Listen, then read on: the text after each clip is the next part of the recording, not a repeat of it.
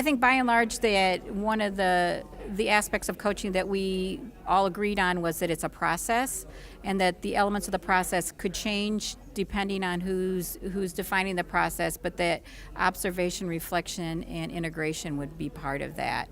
And that we see that it's a two-way relationship, that's an ongoing relationship, and by relationship we mean professional relationships, and that it depends on joint examination and reflection, and that it promotes empowerment and learner input.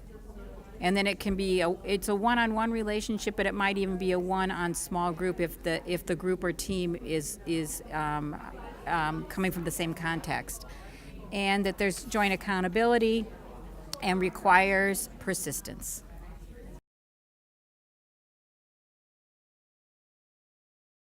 Our group is the Orange Group on coaching, and the things we've kind of developed so far about coaching is that it's a one-on-one relationship that would go on for a short or medium term, that the coach has technical knowledge and transfers that technical knowledge to the coachee.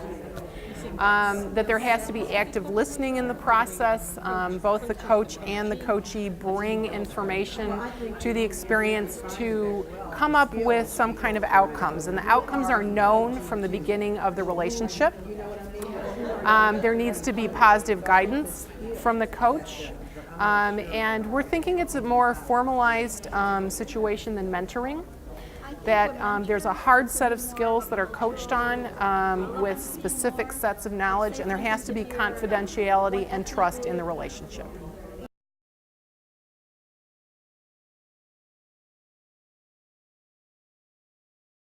We talked about some of the knowledge and skills that make an effective coach for preparing and designing professional development, as being able to assess the environment for sustainability, so after the coach leaves, that the skills that have been gained can continue.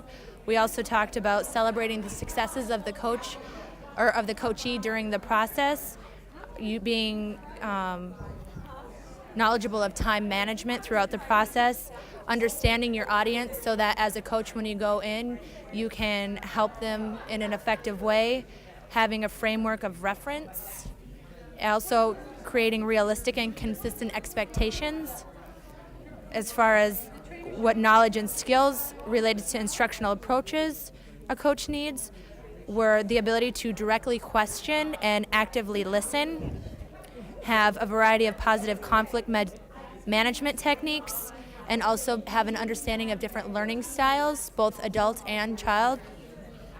The values that are essential to providing effective coaching are to have a mutual respect between the coach and the coachee, to strength-based coach when you're giving feedback, to ensure confidentiality throughout the process, also to have a commitment as a coach to quality lifelong education, and then finally, to what extent does an effective coach need depth of knowledge in the content? You need to have knowledge so that you can model and teach the skills that are required. You need to have knowledge of the standards to which you're teaching.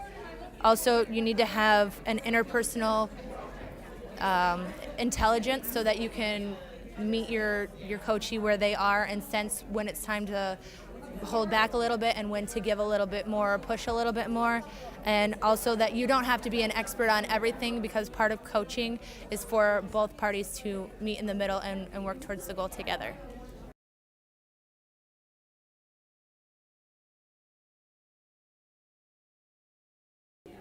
To what extent does an effective coach need depth of knowledge in the content he or she is addressing? Well, we think our group thinks that on a scale of 1 to 5, the coach needs to have knowledge at the level 4 or 5. He or she needs to know what he is going to be sharing. He needs to have a knowledge base. He also needs to have experience in the content. It's not only important to know about it, but you also have to have experience. I think experience counts for a greater part of being able to be an effective coach.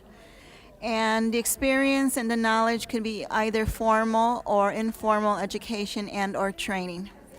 And you do need to have an expertise in a particular content area. Otherwise, you will not be an effective coach. How do you measure if the person you're coaching has reached that level? How do you know what the person needs? And they also need to have a background in adult interaction, adult learning theories, so they know how to interact with adults.